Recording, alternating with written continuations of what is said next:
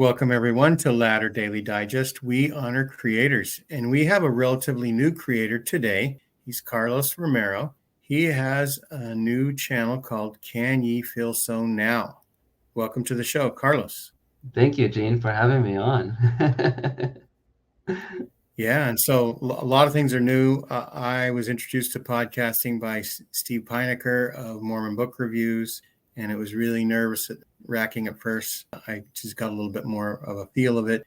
I'm not nervous anymore, but I'd still make the same amount of mistakes. So that's kind of funny. But anyhow, let's see. Tell us a little bit about your life, like 5 minutes worth, and get to maybe when you got married or something. Wow. Okay, we'll try. So I was born in the Dominican Republic, and I did not grow up in a religious household, but it was a good home. Still to this day, I still have an excellent relationship with my parents. My parents got divorced, and I then started living with my grandmother. She introduced religion into my life, specifically the principle of prayer, as a very strong Catholic woman that she was. Later on, shortly after, she passed away, and then I moved to the United States to live with my mother and my stepfather. My mother then started to retake her faith more seriously because she grew up Catholic, like most Hispanics are. And at the age of 9, I got baptized into the Catholic Church. But I still have questions What was that like? Because, lots of Catholics get baptized when they're babies, right? So I had to go through classes. I had to go through some classes from what I remember, and they taught you. Did you have to learn a catechism of something?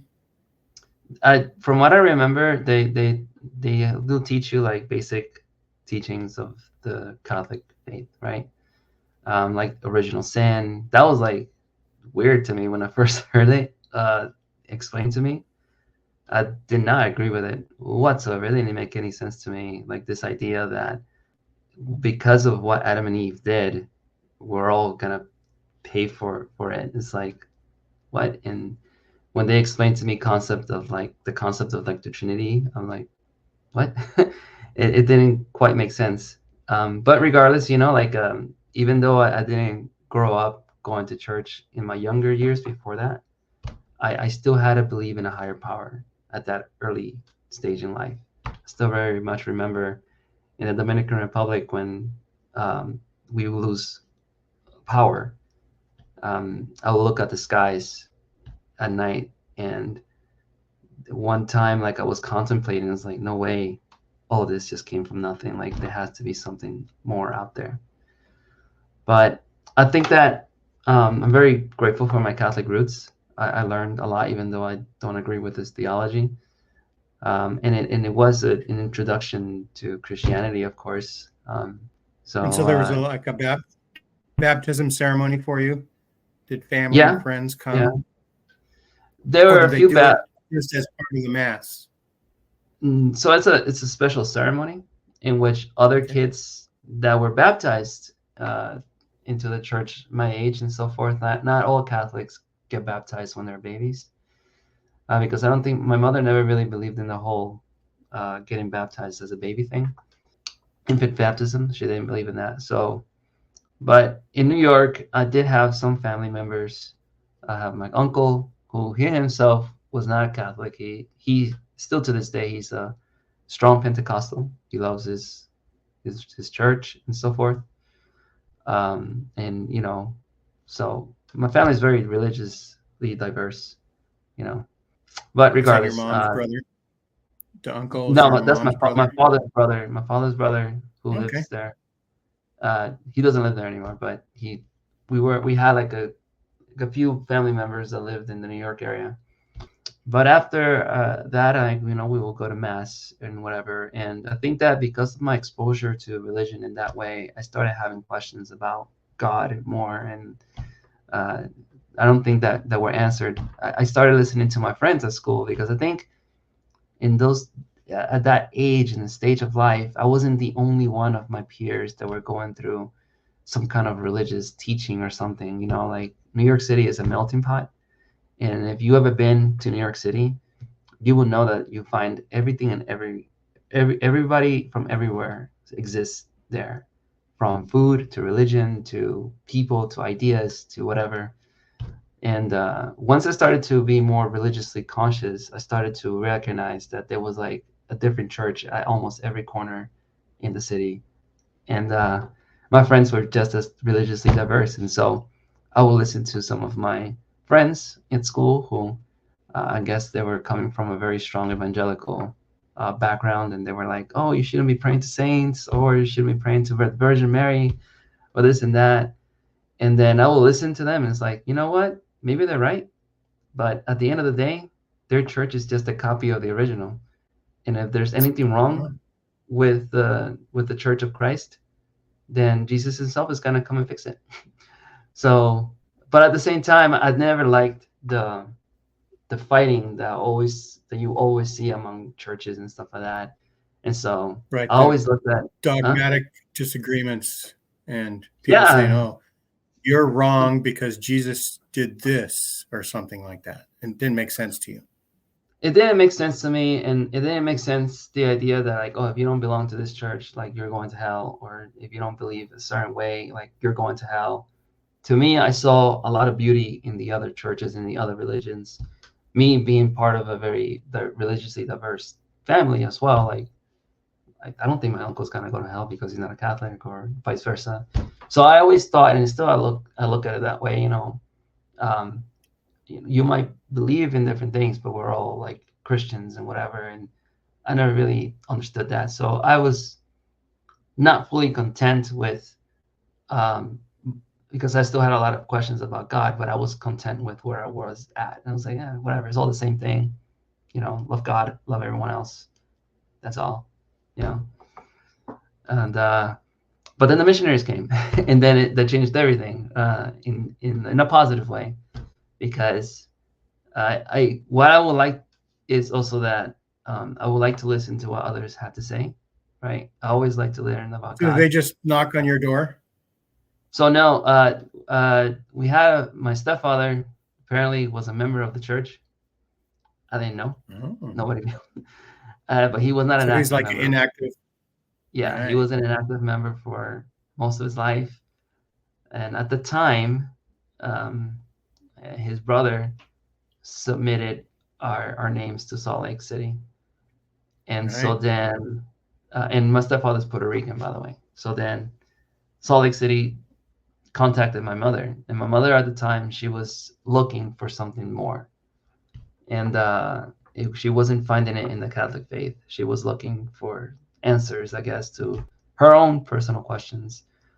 So then she decided to receive the missionaries. And so the missionaries came over. And, long story short, it was amazing. Yeah. So you and your mom and any other siblings getting the discussions? So my sister was too young. She was like 1 year old. I only have a sister. So. Okay. Mm-hmm. So just you and your mom were getting to discussions. Yeah. Mm-hmm. And so you were like, how old were you?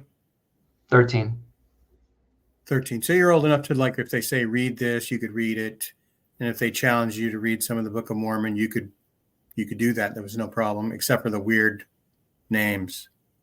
Well, the thing about me also is that even though I was Catholic, I really liked to engage with things of God, even from an early age. So aside from teaching me how to pray, my grandmother taught me how to read scripture to the best of her ability. And so every night, sometimes I would just like read the Bible on my own. I would read Psalm 23 before I go to sleep. My father, he also went through his own faith journey, because at one point he was a staunch atheist, as he will tell me that. But then he became Christian, and then I would go sometimes when I had the chance to the Methodist church. He used to mingle with the Methodists. And I love the Bible study sessions that they will have. And so I love to like raise my hand. Oh, I want to read this verse, I will go with him too. Like, I remember even one time we went to, because he lived in the DC area. So like I went to this one church one time in which it was extremely liberal for its time, right? That was the first time I saw a lesbian couple attending church together. And the church was being ran by a woman minister, and he was checking that out at the time, and I was just like, what the heck is this? And then he was explaining to me like, hey, this is some people, this is how they believe, this is what they do. And I was like, oh, all right. But regardless, like, yeah, when the missionaries came over, uh, I was not unfamiliar with how to read the Bible, so yeah.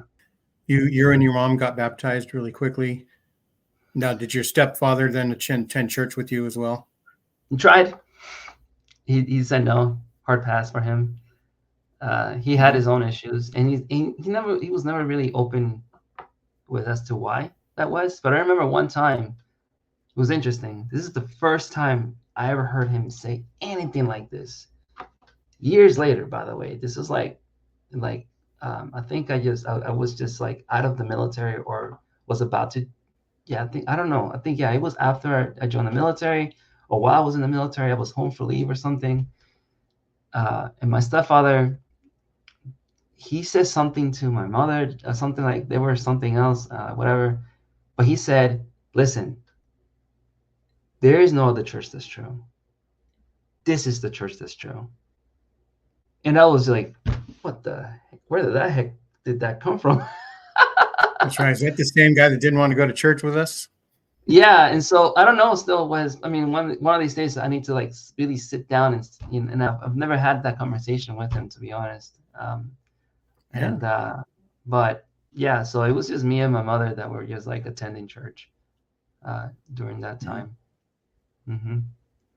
And so yeah. So did you invite any of your friends to activities that were going on? I did. I tried, but it was difficult because of the way that the lifestyle is in New York, right? Everybody's like so hectic. Everybody's always doing things. And my friends at the time, because I was starting high school, I mean, I was in my eighth grade, and I was in the 8th grade, and I wasn't really, but when I started high school, though, I was still a recently new convert. All of my friends were so far away from me because in New York City, you get the chance to go to a specialized school of your choice if you make the cut. So like if you have good grades and you pass a specific test that school has for you, then you can attend their school. But then that means that you have to travel, and all of your friends are kind of far away, and it's very difficult to like get together. And everything was pretty new to me still. So I didn't really invite. Right. It wasn't a convenient thing. Mm-hmm. Yeah, it wasn't that convenient for me. Yeah. Mm-hmm.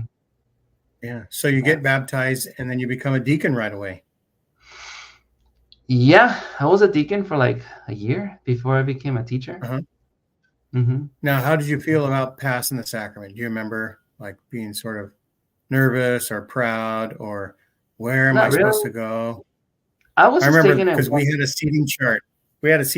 It's like if you were in this chair, you had to go in the back, and pass to them. So I was always nervous that I wanted to go to the right spot. So I never felt nervous about it. I was just taking it one day at a time. I was just like, I was excited about the whole thing because everything that I was learning within the church was new and exciting.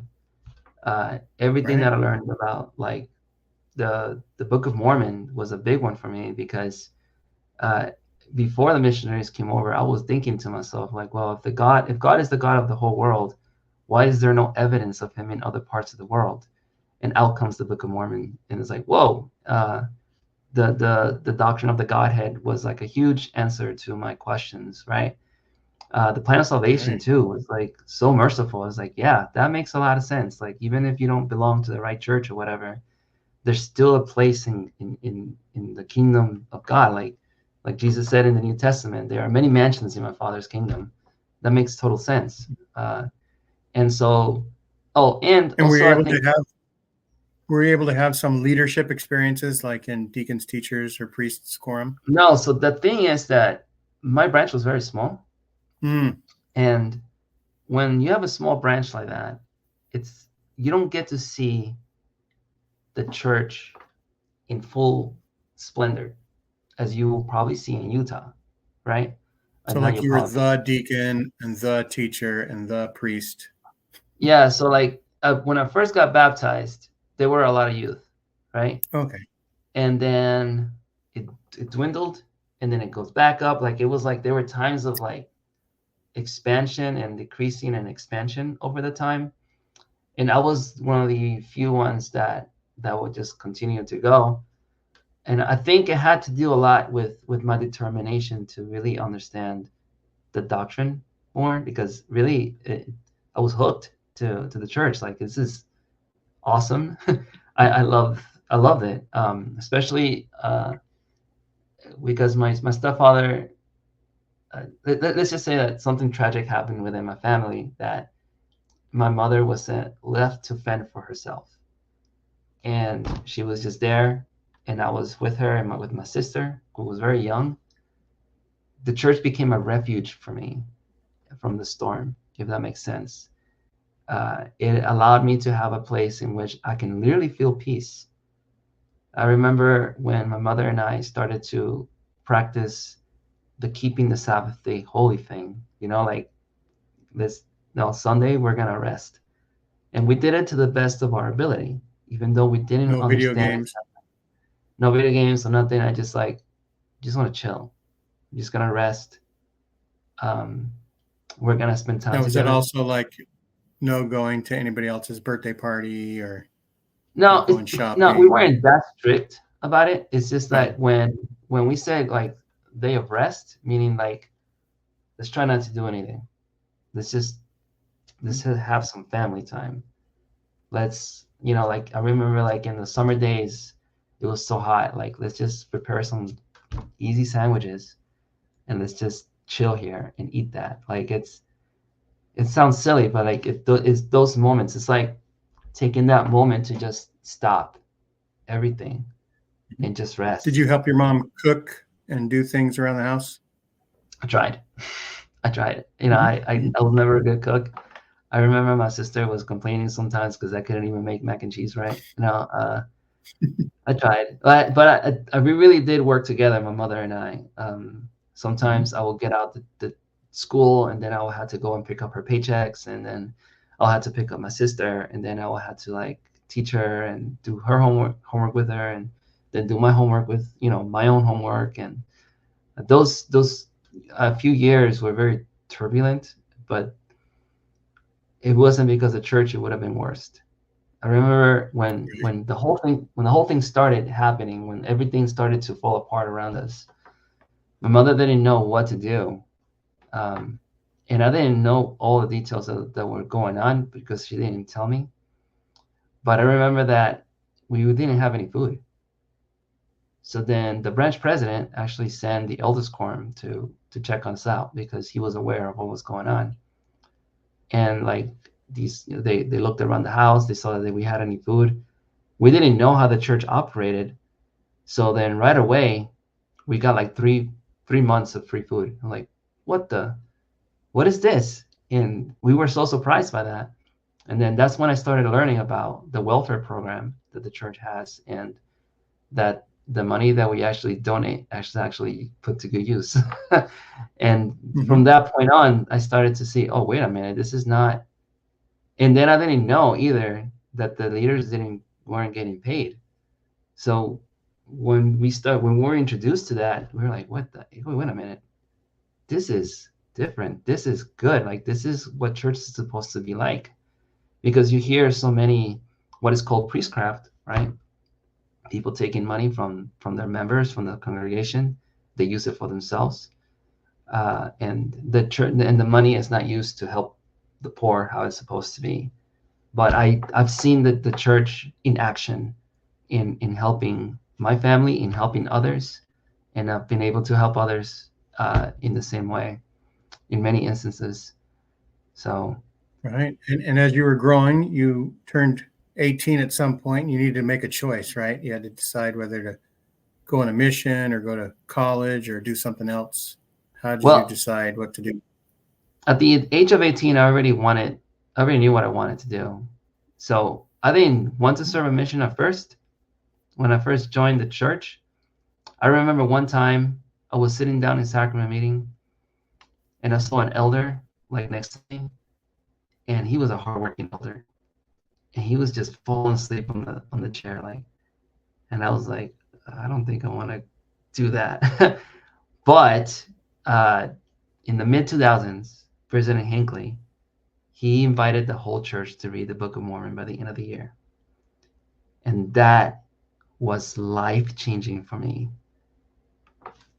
Never mind the good programs of the church and all the good things that come with it. Holy cow, the power of the Book of Mormon. That book has power, man. It allowed me to understand that Jesus is the Christ. When I first read Jesus coming down to the Americas, that was something that I felt like it just hit me hard, and I started crying. I was like, why am I crying? What is this? And at the end of the Book of Mormon, I did get that confirmation. It wasn't like I didn't see angels or whatever, but I did feel peace, comfort.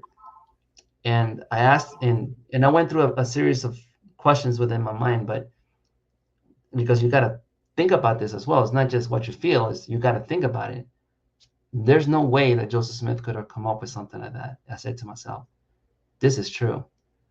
And then at that very moment, then I realized I want to serve a mission. It was on that same day that I got a confirmation from the Holy Ghost that the Book of Mormon was true, that I said, I need to serve now. And I just had this desire to do it. And I was like, dude, I got to go. And then I started going out with the missionaries and stuff. But then at the age of 18, I was broke. Like, we didn't have any money. This is new for us. Like, we don't have this tradition. We don't come from whatever, like, how am I going to make this happen? I am sure that there could have been members at the time willing to help me with that. But I was kind of prideful. And I said, I'm going to take care of this myself. I want this to be my journey. I want this to be something that I want to do. So I decided to do something crazy. And I decided to join the Navy. I joined the military. Is that surprising to your mom? Heck yeah. It was surprising to my mom. It was surprising to my dad too. It was surprising to myself. Because not only did I want to save money for my mission, I also wanted to have free college. That was a huge thing. Like, I wanted to go to college. I wanted to help my mother financially as well. I wanted to do a lot of things at that age that I just couldn't do. So I decided to join the Navy in 2007. I was shipped out to boot camp. And for the next 5 years afterwards, I was a diesel mechanic for the United States Navy. I was an engineman. Most of my time I served in the Middle East, fixing small boats. I belonged to what is called the Tin Can Navy. My ship was a very small ship. It was a PC class patrol craft, and 180 feet in length, barely qualified as a USS. And how many sailors on board? It was it wasn't even 80 people. We were like 20 of us. It was a very small ship. Like, if you go to a destroyer, I remember I had to do firefighter training in Virginia, and we were together with a destroyer, with a division from a destroyer, and there were like 80 people in just like one division. And here we are, like this like little ragtag number of guys. Just, my ship was nothing but guns and engines. That's all we were.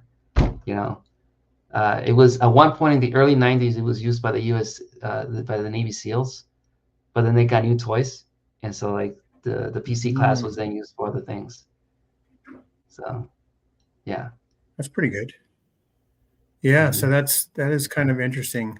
I know there's lots of movies that talk about, like a ragtag crew where the captain comes in and shapes everybody up, and they go on to do something good or whatever. But I don't know if that ever happened to you, if you ever saw that man. anywhere. I got some stories, bro. I remember one time we were in the middle of the Persian Gulf.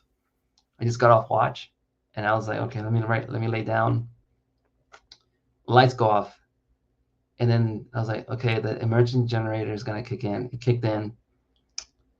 The lights went off again. We were in the middle of the Persian Gulf without any power. We had to drop anchor. And as the engineers, we needed to figure out what was the problem. So we were there. We had 2 engine rooms, super hot, Middle East, middle of nowhere, bunch of like fishing boats around us. We don't know if they're friendly or if they were pirates or something, So we were like finding out, like going through the villages, like what the heck is going on? Like trying to fix it's like we're like shirts off and everything was super hot. And then we found the problem, right? It was like a leak in the fuel line. And like we got it fixed and like we got the power going on. We were like, yeah, we did it. We're all like shirts off, sweaty. It's like, yeah. That's right. And then we had to like an achievement. Oh yeah, we had to do an emergency stop in Kuwait. And it was so funny because our chef, he can cook, but he did not like to cook for us. And his food sucked. So when we docked into Kuwait, right, we then had a feast, man. The food was amazing. And you can tell in our face it was amazing, man. You can just like tell. And then our chef was pissed. And we were trying not to enjoy it. But he knew. It's like, dude, your food sucks. This is better. The next day after we got the thing fixed, he actually fixed something good for us. There you go. So competition can help sometimes. That's right. Mm-hmm. Yeah. So you're done with your service and you have millions of dollars in the bank now and you decide to go on a mission. 3 months after I get out Not millions. of the military, I have just enough money to do everything for myself. I paid for my own mission. I bought my own things. I went to the MTC, but I got called to the most exotic place in the world, Utah. Just kidding. That's right. I got called to Salt Lake City, to the Salt Lake City mission, which later on, we opened up a new mission in Salt Lake. It's called the Salt Lake City West mission. So me and the rest of the elders and sisters that I served with, we opened up that mission. We were like Salt Lake City West originals, So do you have a brand new mission president? Yes. Mm-hmm. Okay. Is he something now, like a 70 or anything? So he is a patriarch now. Okay. And he was an amazing man. I learned so much from him. I'm so glad that he was our mission president. Man, let me tell you, because he knew his stuff. So he was one of the few people in this church that has served as mission president more than once. And that was the second time him being a mission president. So the first time he was a mission president, he served in Korea. His name is Earl Swain. And he actually served the mission as a young man in Korea, right after the Korean War or something. And but after that, he came home, and all he wanted to do was to serve in the church, and he became a seminary teacher. So he was a seminary teacher all his life. And of course, he's had all these callings because he's been in the church forever. So bishop, I think he was at one point even a stake president, you name it. Of course, again, he was a mission president in Korea, and then he was then our mission president in Salt Lake City West. And he was awesome. Man, he was powerful. He was a powerful teacher, and he just had charity up and down. Like, you see leaders in the church that are powerful. But man, this guy is the real deal. Mm-hmm. Cool. And so you serve an honorable mission on there. I guess you spoke Spanish. Yeah. So I went Spanish speaking. So I was very surprised because like I had this cartoonish view of Utah before I got called to Utah. And I thought that everybody was just white and Mormon there. Like, why am I gonna go there for? Like, what's the point? I didn't really know. Are there anybody to teach? Yeah, there's anybody. But when I got to Salt Lake City, it was like there's a lot of Hispanics. I was like, whoa! It got to a point that my Spanish even got better than my English. So to a point, and I was like, yeah, I was starting because I used to go to teach English classes as well, sometimes with the English speaking elders, and it got to the point that I will forget certain English words. I'm like, wait, how do you do that? How do you say that? But yeah, it was an amazing experience, man. Like I did not expect my mission to be what it was. I thought that I was just gonna go there and teach, but I just saw so many miracles, and I just saw so many manifestations of the Holy Ghost. I testify that the gift of revelation is real. My goodness, like, man, my favorite part of my mission was waking up in the morning and trying to figure out the concerns of those that we were teaching. Going in prayer, asking Heavenly Father, hey, this person needs this, he has this question, or she has this question, and then just dive into scriptures. And man, I will get the answers. Boom, boom, boom. And then you will go to the lesson prepared, and that changes people. The scriptures are powerful tools to bring in the spirit and to help people connect with deity. And so I can't say enough good about my mission. It was amazing. It was awesome. I love great. it. So you were kind of like an older man on the mission, right? You were a little older than most of the other guys. Did they tease you about it, or did they respect you? I think I was respected because especially after getting out of the military. So I had this sense, I had a different mentality than many of the missionaries that were around me. I did see. Yes, it's not like you avoided going on a mission and slept around until you actually had to go. You were a military man, and so you had the 4 years to 4 years. Did you serve, or how long? 5 years. 5 years. Mm-hmm. And so yeah, you were that is a respectable thing, where you decided to serve, and you completed your service, and then you did your mission. So you're going home from your mission, and I guess the mission president said your next step is to find a girl to get married in the temple.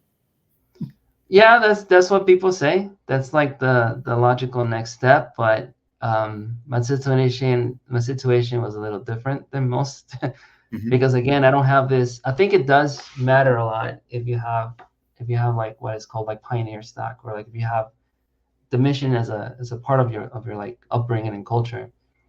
I came home from my mission, and our situation at home was not the best. Let's just say that I needed to like hit the ground running.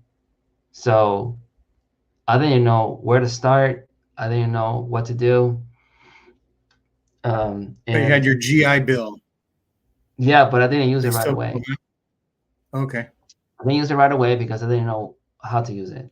Or in other words, I didn't know where to start because school was not the first thing that was in my mind. Work. Yeah, I still am trying to figure out what I want to be when I grow up. Yeah. But when I came home, I didn't have time to just take a break because of the financial situation that was waiting for me, which I did not know about. And so you got a job that you knew what you could do. Yeah. So I used up my last of my savings to buy myself a tool set, a mechanic tool set. And I didn't think it was going to be that easy to get a job, but the Lord provides. So I decided to, I ended up working for this place called New York Water Taxi. And I became a mechanic for them. I was nervous because I didn't know how different civilian life will be different from military life, or like the work that is. And as soon as I got down there and like in the boats and started like, I was like, whoa, this is the same thing. It's like everything is the same. So the military really helped me. It prepared me for the workplace, for the workforce. And as soon as I got home, I just started working right away. And then right after that, like very quickly after that, our situation really improved greatly. We were able to even get a better apartment in New York City. Things started to just like open up, like a church. I was getting these responsibilities. Like it was great. I kept going with the missionaries. And then once the dust settled, that's when I started looking for somebody. It's like, okay, I'm good. Let's get married. let's find that girl, whoever that is. So where do you find a girl? You're in a branch, and I don't know, do they have stake Well, activities or? so this is my story, my love story. So my wife, Mhm. I actually met her when I was in the military. And Hmm. so when I was stationed in the Middle East, the church is also there. We have a very strong branch in Bahrain. That's when I spend most of my time. And my best church experience till this day is in the Middle East. That Bahrain branch is fire, man. It is awesome. You see members of the church from all over the world. It's a very small branch. But my wife, I met her there. She's from the Philippines, and she is also a returned missionary. She served her mission right there in the Philippines, and we actually dated, and long distance relationship and everything. I broke up with her while I was on my mission, and then when I came back home, we weren't dating, or we weren't like we didn't have any plans or whatever. But then she hit me up, and then I was like, okay, let's talk. And one thing led to another, and it's like, you know what? We've known each other. We know what we're about. Let's do it. So So I, was she still living in the Philippines? while I was in New Were you York, yeah, Skyping? yeah, So you were doing Skype calls and stuff and yeah. We were chatting and talking on about life. Facebook. So like we first met Oh like yeah, face to face, Facebook. and we Right. knew each other there. But then while I was in New York and I was like trying to figure out marriage life, like how was that gonna work? We were like, So you proposed online. yeah, it's like let's do it. That's cool. And so now uh, you have to figure out where to get married and where you're going to so live and everything. yeah, and at the same time, I was trying to figure out what was I gonna do with my life because I didn't want to do mechanic work. So I was always into the arts. I love art. I wanted to be an artist when I was a teenager. I have my GI Bill. I said to myself, I'm gonna go for it. So I I applied for school, the School of Visual Arts in New York City. It's a pretty expensive school, but I got my GI Bill, so it was free. And and then at the same time, I was bringing my then fiance over from the Philippines, and I brought her over. We got married, uh, and we got married like a month and a half after I started school, and so everything was happening quick, and but we stuck it out together. My first son, our first son, was born in my sophomore year of college during my spring break. So I was in the hospital while she was like resting, and at the same time I was doing homework. Like on the laptop. It's like, okay, we got to get this done, and I was Did you working at the live same time. did you live near your mom still? I was living near her, but honestly, we really wanted to do everything ourselves. Mm-hmm. So we did not get much help because we didn't want it. Mm-hmm. We wanted to do everything ourselves. She was there, but she really wasn't like much part of the process of like us raising our kids and like us figuring out our own way and figuring things out ourselves, getting to know each other ourselves even better. Um, I found a really cheap But you guys apartment. would Hmm? have parties like Thanksgiving and Christmas together. Of course, yeah, yeah. It's not like we shut Yeah. her out. I'm just saying like a lot of people. Birthdays. We But will you weren't visit each other. relying on her You're Yeah, not we relying weren't. on her to babysit or anything like that. No, we were doing everything ourselves. I relied on my mom to help me do my laundry when I first got married. Oh, We'd bring over our dirty laundry to save, 75 cents. yeah. So we stuck it out. It was difficult. And at the same time, while I was going to school and everything else, and we were part of a very small branch, and then I got called to be branch president. So it So was a different branch than you grew up in. yeah, so this is what I call it, like a zebra branch. That's my own personal nickname for it, because it was like half Spanish and half English. So half the members will speak Spanish and half the members will only speak English, and there were those in between that were bilingual. And so I was like a bridge between the two. And for like 2 years, I served as a branch president in that branch. And I think like shortly after that, COVID hit. So yeah, that's right. Well, that So it means you was. had to be in charge of not Zoom meetings anymore, but what is it that everybody did for their meetings? I think What was that so. software? I think I wasn't the branch president during COVID. I was like Oh, released. not during COVID. Okay. Yeah, no, that was like before. But it was tough, man. Like if I were to have a choice to relive those days, no, I wouldn't do it. I wouldn't. But I think that we grew a lot as a couple. We grew a lot as individuals. Spiritually as well, I came to understand more who I was. That was the first time in my life. I remember one time I was like, it was a very tough week. Everything was going wrong. I felt like the amount of stress was so much that I had to. That was the only time that I had to stop and ask, "Is this what I really want?" If I ever had a faith crisis, that moment was it. But then the words written in the New Testament, when Jesus Christ said to the multitude, after feeding them, in fish and bread, like miraculously, and they saw all these miracles, he stood in the midst of them and said, "I am the bread of life. You know, if you do not take my flesh and my blood, you will not have eternal life." And I'm paraphrasing. Everybody thought it was weird. It's like, no, what are you talking about? And then everybody left the Savior. And then, he asked his disciples, "Will ye also go away?" And then Peter said, "Lord, thou hast the words of life. Like, no, you're it. We're going to follow you, wherever you go."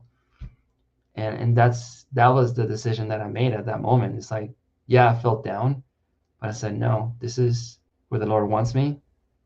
He died for my sins. He paid the ultimate price.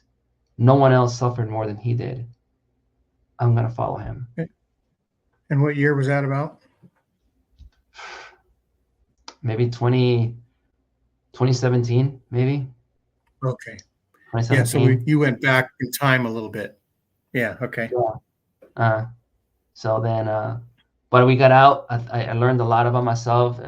We stuck it out together, and it was great. Yeah, so what's your degree in? So I'm a 3D animator. So I got a degree in computer art and visual effects. So I said to myself, if I'm gonna be an artist, I want to get paid to do art. And computers, to me, logically, was the best choice. So I decided to, yeah. Oh my goodness, it was such a game changer, man. So I was getting paid as a mechanic, like on a yearly salary, like maybe a little over 30K, right? And that's because I didn't have my certifications, and that's low. But I was busting my behind, dude, man. However, when I got my degree, and like 6 months later, I doubled my salary doing something that I loved. And I was like, okay, this was worth it.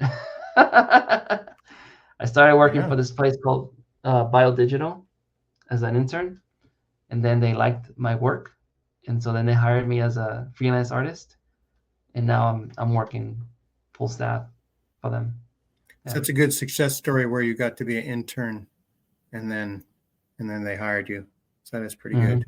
And so how many years you've been there now? Since 2019. Like I graduated in 2019. It's funny because like my last year of college, I decided to, like, you know, it's very hectic. You got to do your thesis. You got to create to graduate from that school and others like it. You got to create your own movie, right? And so I decided I needed to make my film, and it's very gory. I had it up. I got to put it up again because I have some ideas that I gotta, you know, on my personal time. Tweak. Like maybe I need to. But anyways, I'm glad that I made it gory because like they saw my thesis and they said this guy's not afraid of blood. So it was very easy for them to hire me because of that, because I deal with a lot of operations and a lot of like people cutting people up. And I think one of my first projects, I remember, this is gonna sound gruesome, but I had to recreate a penis cut in half. So I had to look at all these pictures of cut penises, like live and dead penises, and like had to recreate it in 3D for medical purposes. And I had to like animate it, and everything else is crazy. So yeah, it's science. Science, yeah. But a lot of people get grossed out about that, you know. So that's right. And so, about how long ago did you think that you would start a podcast? So how did that happen? I think during the pandemic, I think a lot of people, and I think even I guess before, but for me it was during the pandemic because I think a lot of people were exposed to many things about the church that maybe you weren't taught in Sunday school, right? So I started learning more about the polygamy issue. The church then came out with like the rock in the hat thing. I learned more about the priesthood ban, even though I knew a little bit about it. But I really went further in depth with it. And I was I don't think I can't say that my faith was challenged.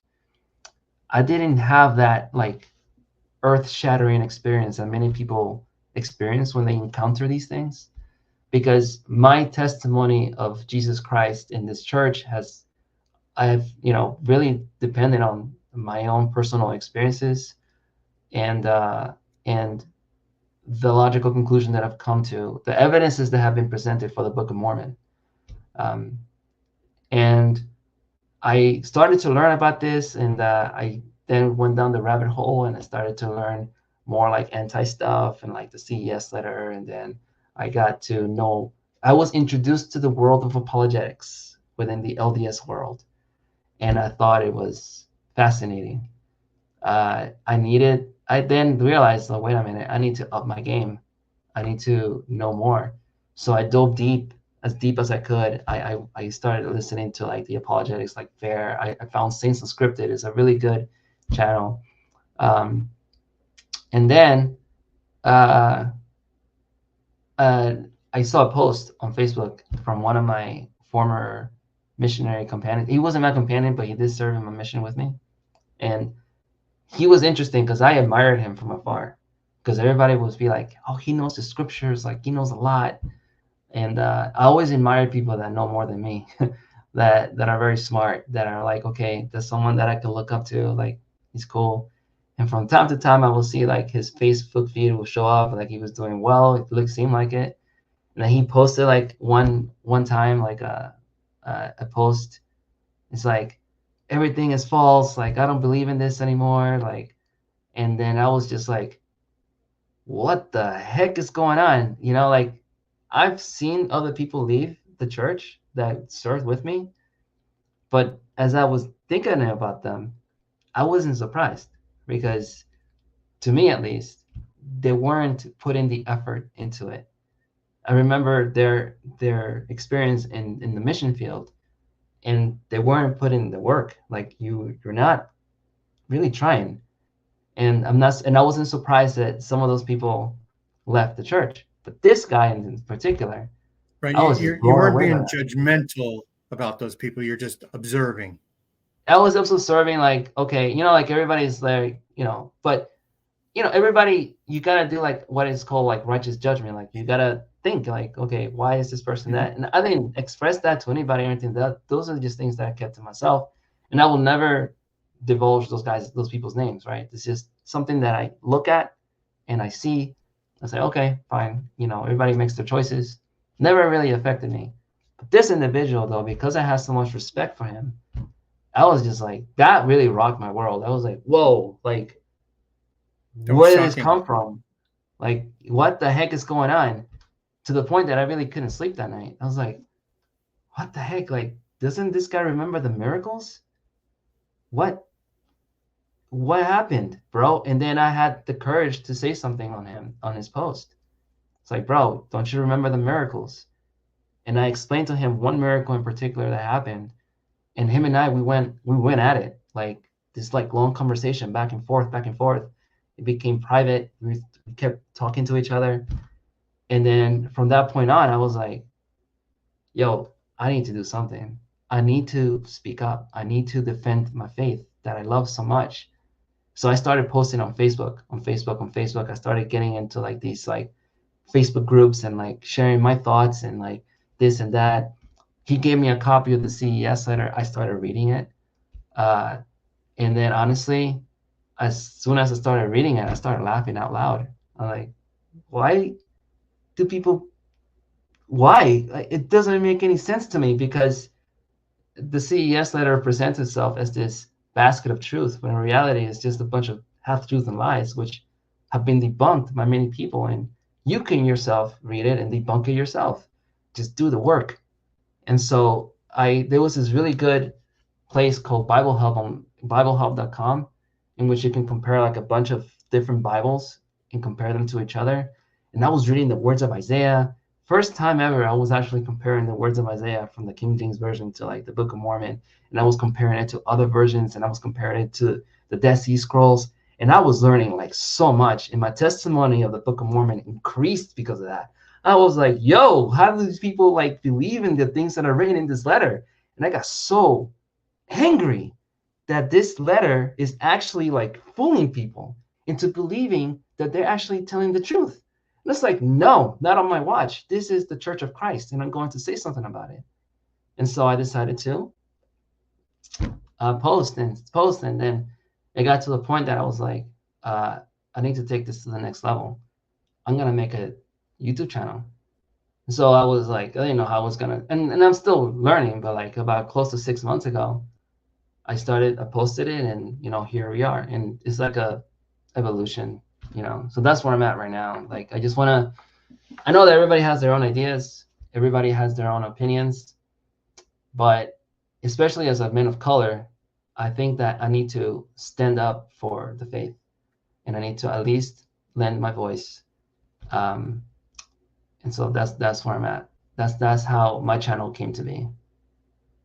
That's right. So in our description, we'll have a link to your channel, and I'll try to even include links to some of the things that you were saying, like Saints Unscripted and the Bible one. Send me a Bible link to Hub. that. It's like a page that it has like different versions of the Bible. But that's not the only place that I went to check that out. I Sure. checked out many different. It's like and there are many links and places that I can't even remember where I went. It just so happens that I became like, because like in the church you have like these lectures of these very smart people, but nobody knows about them. And so like you have like this, like you might have this scholar of the Bible that is a member of the church that can compare like the Protestants, like the early Protestants with like Joseph Smith and like all these things and these parallels and like these awesome like discussions that nobody knows about unless you actually like dig deep. How would you describe your channel? Most of your videos, are they like you're trying to teach a lesson, or is it like if you met somebody at a park and you just started talking religion with them? What would you say? That's a good question. I'm not sure exactly yet. Right now, I'm just posting some of my impressions that I get from the scriptures, some clarification in doctrine, right? Like if I think that there's something that has to be clarified and I want to talk about it, like for example, the whole idea of grace versus works. I did a video on that. And I also want to talk about tough subjects. Like I did 3 videos going into the raising the priesthood issue and my own thoughts as to why this happened and so forth. And so it's a little bit of everything right now. Right now, I think that now that I got some new toys to play with, I want to take the channel outside of my studio, right? I want to go out there. I want to go with the missionaries. I want to go into the church. I want to go into the people's homes.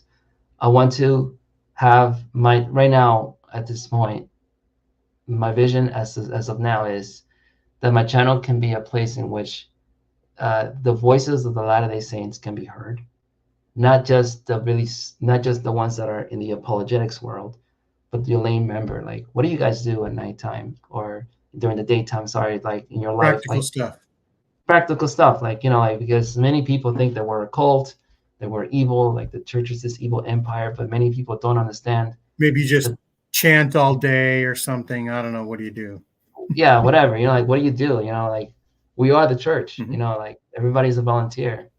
And so that's kind of where one thing I liked about your channel is that you just express yourself, right? You're just talking, you're sharing your thoughts and everything. It's really hard for me. I can't do anything. I have to have a guest, in order to make a good show. I'm not a very good just sit in front of the camera and start speaking my mind, because my mind goes everywhere, like squirrel, so it's hard for me to, keep track. Do you like do a little outline of what you're going to do for your show ahead of time? Sometimes I do. Sometimes I do. There's sometimes I need to write down what I'm going to talk about. But sometimes I don't. Especially if I have like a thought, sometimes I'm reading the scriptures at night and I say like, I want to share something. And then I said to myself, dude, it's hard to make a video. I was like, I'm going to try. And then I get on, and then the next thing you know, it's like 2:00 in the morning. I'm like, oh, I got to go to work this morning. Yeah. Do you heavily edit your shows or just sort of lightly? I try to, because there are parts of like the video that are just like long pauses. I'm thinking of something or I'm looking for something. So I edit those parts out, but I try to keep it as like what they say. Maybe if you want to say like authentic as possible. Like I don't want to skip a beat. Like if I want to express myself, you know what I mean? Like I think that's very important to show who you are. Like when I was a missionary, people know whenever, like it doesn't matter whether you're a missionary or not, people know when you're not sincere or not. Like people can tell like, okay, this guy, he's not really being true to himself, or he's not being honest or whatever. So I'm trying to be as open as I can with who I am and how I feel and what I think. And so yeah, that's what I try to do. So I try to do it that way. Yeah, that makes sense. I leave some of the ums and ahs in, but if I have a long pause while I'm talking, sometimes I will edit those out. And a couple of times I've even like lost my train of thought and it was like, where was I? And so I asked the guest, what was I saying? And then I'll cut that part out, But anyhow, well, thanks, Carlos, for coming on the show. It'll be interesting to see the vision that you have grow. I invite our subscribers and listeners to check your channel out. I know that you have a better logo than I do, and that's okay. I'm not going to hold that against you. And it's kind of fun. It's nice to have a friend who's an artist. So someday maybe you can. You know what? Actually, Gene, if you need something, I can tell you right now, just let me know. I will do it for you for free. Just like let me know, and I'll get it done. I'll do it for you. Yeah. Well, thanks a lot. And everybody, like and subscribe and do all the good things. And have a great rest of the year. Bye-bye. All right, take care.